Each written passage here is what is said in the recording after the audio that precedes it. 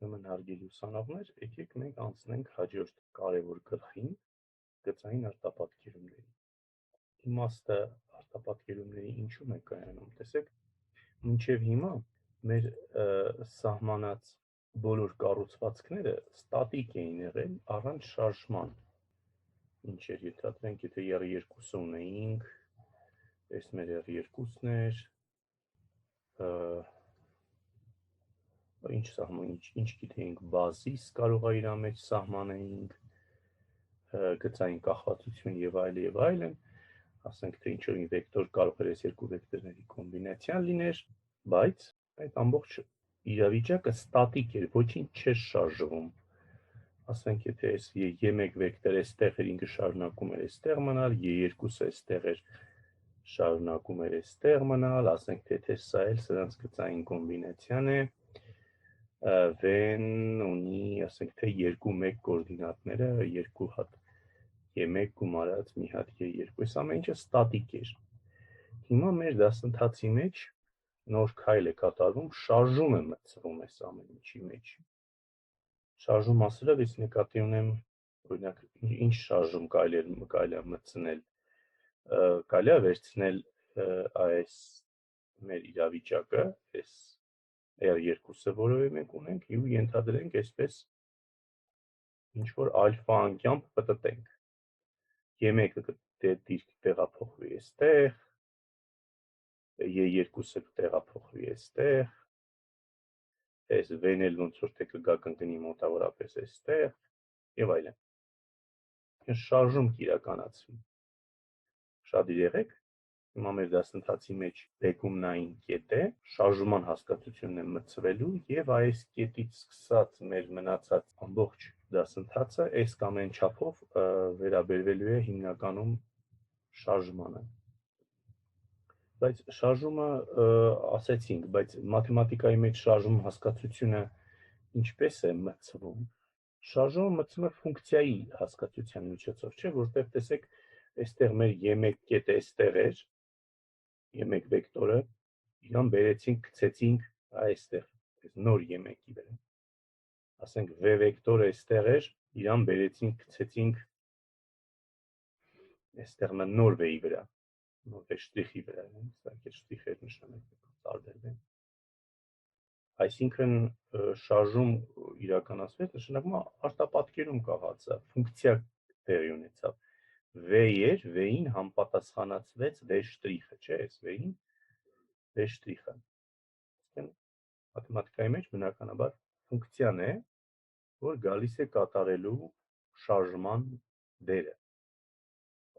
Ընդ որում գծային հանրահաշվի մեջ կամայական ֆունկցիա չի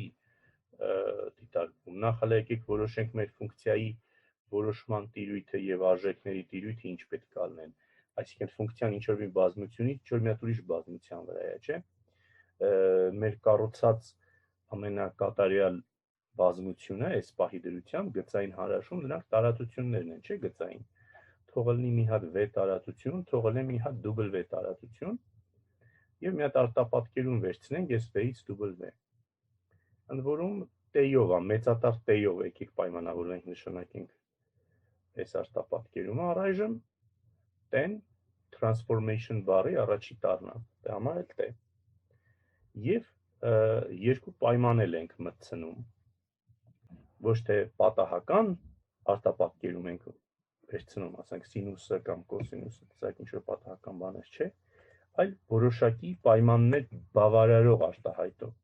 արտապատկերում։ Ինչևից է, հա մեր սահմանումը։ Ենթադրենք V-ն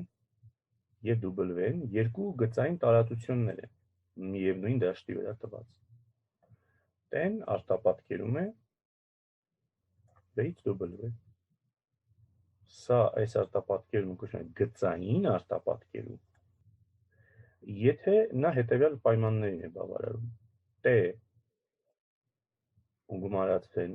հավասար է T ու գումարած TV եւ T CV-ն, C-ն կոնստանտ է, սկալյար, V-ն վեկտոր է։ T CV-ն հավասար է CTV։ Հələ մի երկու խոսքով հələ եկեք հասկանանք, հա, այս ինչ պայմաններ են, հələ պարզագույն օրինակի վրա պատկերացնենք, նայեք այս մեր պտտելու օրինակը, այն հենց երկրորդ պայմանից սկսենք, որ ասում է T CV-ն հավասար է C T V։ Հենց պտտելու օրինակի վրա, ինչ է նշանակում այս տողը։ Ասում ենք վեկտորը եթե տված է, եթե իրան սկալարով ձգենք, C անգամ ձգենք, հետո պտտենք, նույնը չի լինի, եթե իրան պտտենք, հետո նոր C անգամ ձգենք, չէ՞։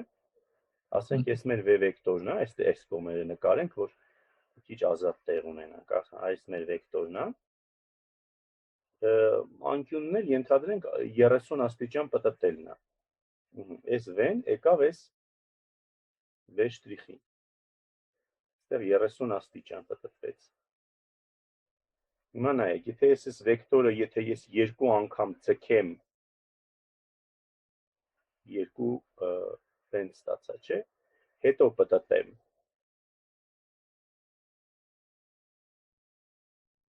նույնը չի ստացվի, ինչ որ վեկտորը ձգեմ, հետո պտտեմ, նույնն է, ինչ որ պտտեմ, հետո ձգեմ, վերջնակետը հա այս կետին է միևնույնն է գալու։ Նույնը գումարման համար։ Եթե այստեղ երկու հատ վեկտորներ են տված, V եւ կողքից թող մի հատ էլ լինի, ասենք թե իր համար U, այս U-ն եւ V-ն, որ իրար գումարում ենք, այս է ստացվում զուգահեռագծի կանոնով։ Այս է։ Հիմա այս վեկտորը ես 30 աստիճանով պտտեմ, կգամ կընկնեմ ստեղ։ Դա նույնը կլներ, եթե ես ինդիվիդուալ, այս առանձին վեկտորներից ամեն մեկը 30 աստիճան պտտվեր եւ կստացվեր T ու գումարած V հավասար է TU գումարած TV։ Այսինքն միայն այնպիսի արտապատկերումներ ենք դիտարկում, որոնք այս պայմանին բավարարում են։ Իդեպ հիշելով անցած սեմեստրի դասընթացը,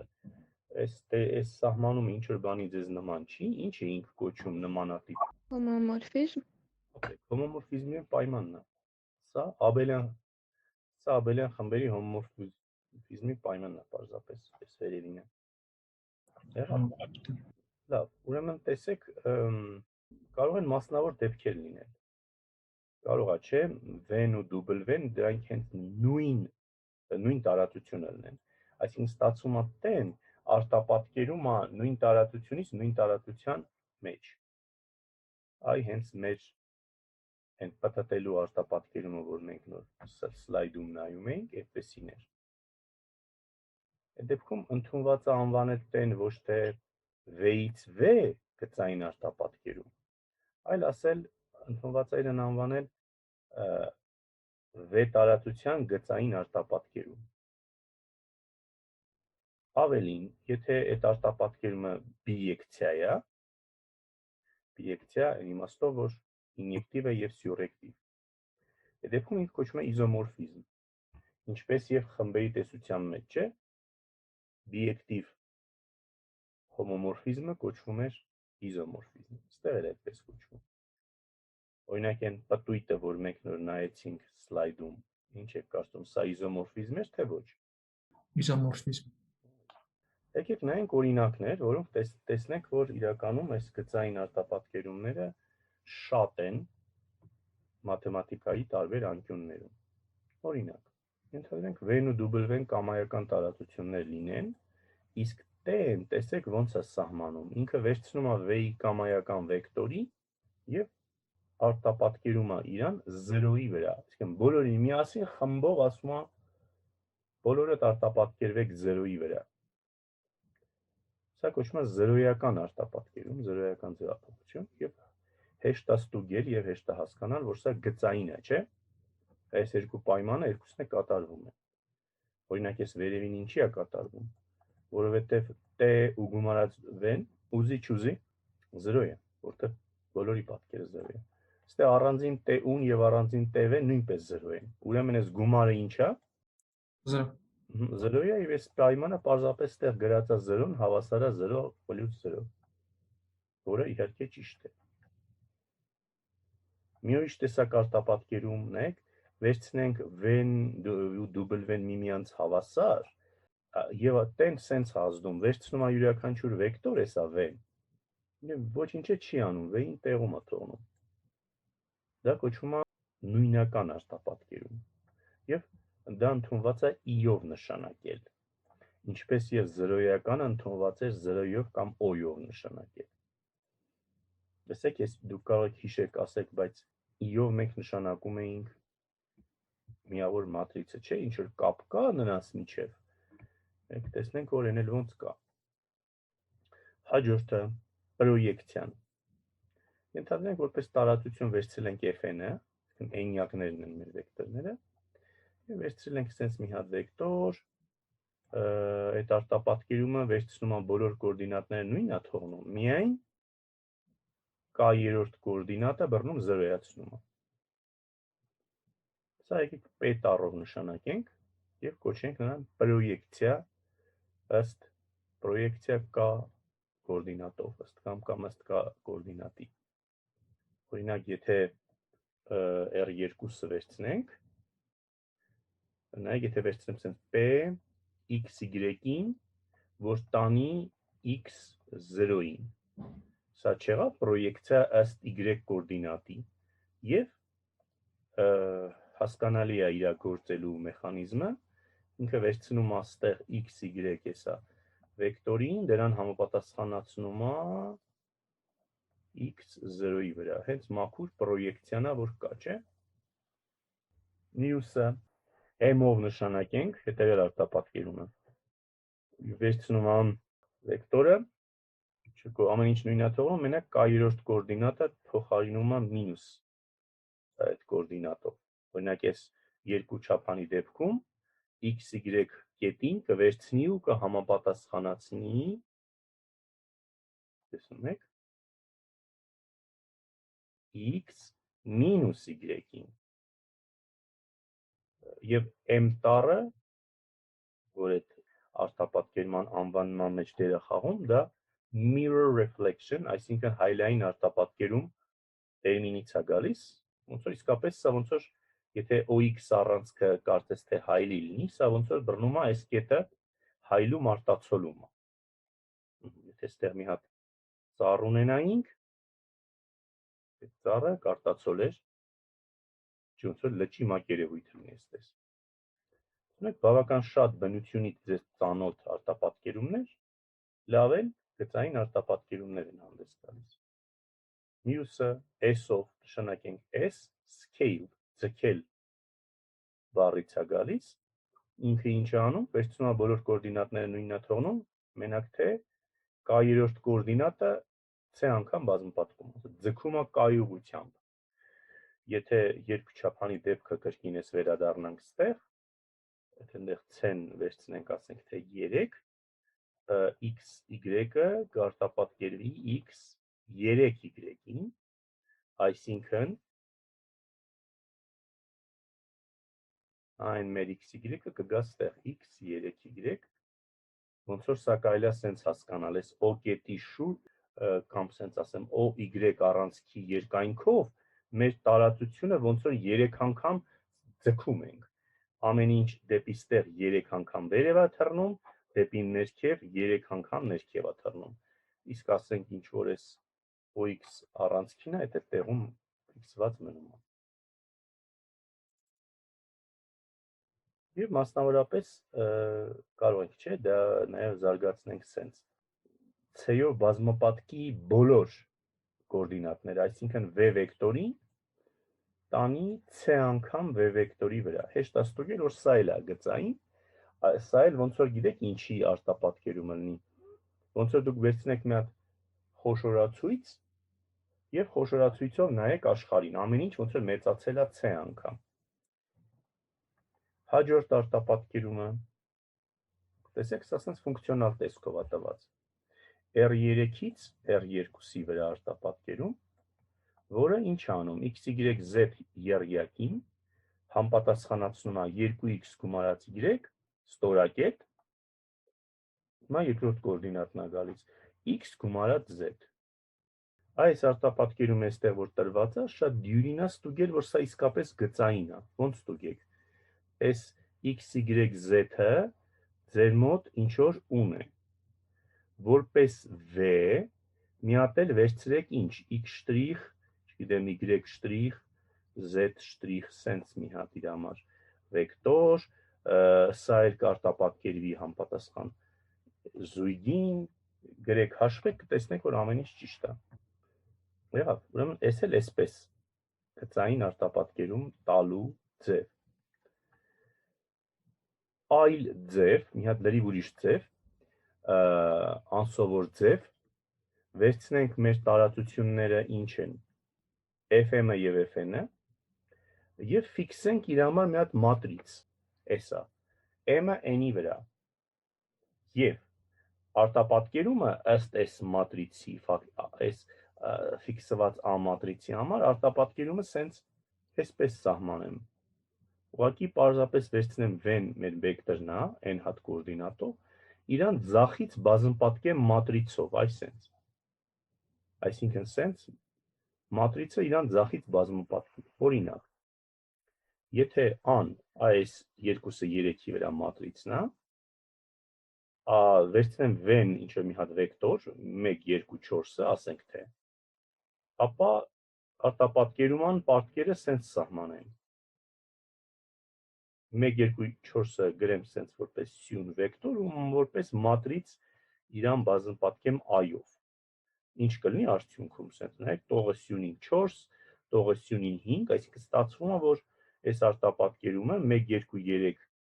1, 2, 4 վեկտորին բռնում արտապատկերումը այս 4, 5-ի վրա, սա շատ դյուրին է ստուգել, որ սա էլ է գծային արտապատկերում, այդտեղ իրեւ ստուգելու բաներ չկա, եթե ուն և V-ն երկու հատ վեկտորներ են, ու գումարած V-ը, սենց եթե բազմապատկեմ ձախից I-ով, այսենց, հիմա նայեք, ուն և V-ն երկուսն էլ չի կարելի ընկալել որպես մատրիցներ, որպես սյուն մատրիցներ, հիմա ստեղ գրած է այս մատրիցը բազմապատկած երկու մատրիցների գումարով պետք է հավասար լինի AU գումարած AV։ Այս պայմանը դուք գիտեք, չէ՞, սա ցանկացած 3 մատրիցների արտադրյալը, եթե սա այն սահմանված է, ինչ է, բաշխական է։ Այսինքն մատրիցների արտադրյալը օղակա այդ կանոնից է գալիս։ Եթե օրինակ մենք բազիսը փոխում ենք, կապ չունի, չէ՞, դա ընդհանրապես այս գործողությունների հետ որ մենք անում ենք, թե դրանք կապված են իրար հետ։ Դե եթե այստեղ ես վերցրեցի վեկտորը այս իր կոորդինատներով, մի այլ բազիս վերցնեինք, այլ կոորդինատներ կունենային, բայց համարում ենք, որ այս պահի դրությամբ ամեն ինչ ֆիքսված է, բազիսը ֆիքսված է, դա ստանդարտ բազիսն է, հələ բազիսին հանգիստ թողնենք, բազիսը այս պահին դեր չի խաղում դեռ։ Հիմի հաջորդ օրինակին նայեք, այս 26 օրինակին, տեսեք սա ինչ տարօրինակ օրինակ է։ Ասում է վերցնենք բազմանդամային տարածությունը, մինչև 9-րդ աստիճանի բազմանդամների տարածությունը կամ էլ fx-ը, որը բոլոր բազմանդամների տարածությունն է։ Ու ասում է, տեսեք, ոնց վերցնենք արտապատկերում, այսենց։ Վերցնենք բազմանդամը եւ իրան պատկերը կազմենք սենց, ուղղակի վերցնենք ածանցենք։ Ածանցենք սովորական մաթանալիզի իմաստով։ Հիմա նայեք, այս պայմանը, այս վերևի պայմանը, այս սա։ Հələ ով է ուզում ասել, այս պայմանը կթարգմանվի ինչ կդառնա։ Գումարի ածանցյալը հավասար անցանցյալների գումարին։ Այո, որը վստահ եմ, որ գիտեք այս պայմանը մաթանալիզից։ Մի վեկտոր պլյուս մյուս վեկտորին ազդած գծային արտապատկերումը, այսինքն երկու ֆունկցիաների գումարի ածանցյալը հավասար ածանցյալների գումարին։ Նույնն է երկրորդ պայմանը։ Այսինքն, նույնիսկ ածանցման նման գործողությունը, որը զուտ անալիզի խոսակցություն է, ոնց է ինքը սահմանվում, չէ՞, լիմես fx գումարած դելտա x մինուս fx բաժանած դելտա x-ի, երբ որ x-ը դելտա x-ը ձգտում է 0-ի, սա պարզվեց, որ գծային արտապատկերում է։ Հələ շուտով էլ ավելի տարօրինակ բաներ եք տեսնելու այս սրա հետ կապված։ Հաջորդը էլի սենց էկզոտիկ օրինակներ, եթե v-ը նշանակենք ինտեգրալի ֆունկցիաների բազմությունը, r-ը իրական թվերի բազմությունը, ֆունկցիային համապատասխանացնենք ինտեգրալ a-ից b fx dx-ը։ Սա էլ է գծային արտապատկերում։ Եվս մի արտապատկերում վերցնենք մեր տարածությունը, ասենք r2-ը, և իրան պտտենք φ անկյամբ, ենթադրենք դրական ուղղությամբ։ Այս է նկարը, տեսնում եք, վերցնենք մեր r2-ը, իրան այսպես φ անկյամբ պտտում ենք, և rφ նշանակենք այս արտապատկերումը, սա նույնպես գծային արտապատկերում է։ Տեսեք, իրան գրել ենք նաև այսպես ֆունկցիոնալ տեսքով, միանգամից կարող է չերևա, թե ինչի է դա դենց, հետո մի քիչ հետո դա կերևա։ Հետևյալ տարրական հատկությունները թողնում եմ ինքնուրույն որպես ձեր համար աշխատանք, ասում են հետևյալը։ Ցանկացած գծային արտապատկերում է տված v-ից w։ Այդ դեպքում առաջի տարածության 0-ն միշտ արտապատկերվում է երկրորդ տարածության 0-ին։ Սա կարող եք հիշեք նույն ձևով ապացուցում, ինչ որ անցած սեմեստրում անցաք, որ φ1-ը հավասար է 1։ Չէ, ցանկացած հոմոմորֆիզմի համար։ T մինուս v-ն հավասար է մինուս tv։ Այստեղ պարզապես գրեք մինուս v-ն մինուս 1 անգամ v, ու այդ ամեն ինչը կլինի։ T ու մինուս v-ն հավասար է t ու մինուս tv, և եթե այս հատկությունն էլ ընդհանրացնում է սահմանումը։ C1, P1, C-ն, V-ն գթե գծային կոմբինացիան տված է, դրա պատկերը հավասար է սրան, կամ ուրիշ խոսքերով ասած, գծային կոմբինացիայի պատկերը հավասար է պատկերների գծային կոմբինացիային։